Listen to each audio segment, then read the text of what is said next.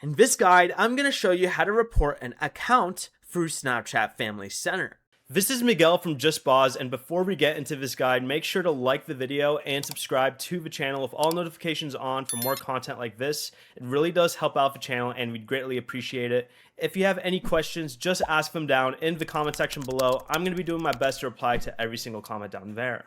Begin by opening Snapchat, then tap your profile icon in the top left corner, then tap the settings gear icon in the top right corner. Scroll down to privacy controls and tap Family Center. Select your teen's account, then open either recent conversations or their friends list. Find the account that you want to report and tap the flag icon beside it. Choose the reason for the report, provide any requested details, then submit it.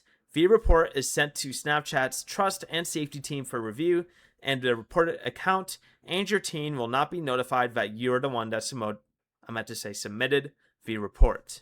Before you leave, remember to like the video and subscribe to the channel with all notifications on for more content like this. It really does help out the channel and we'd greatly appreciate it. And if you did have any questions, just ask them down in the comment section below. I'm going to be doing my best to reply to every single comment down there. Peace.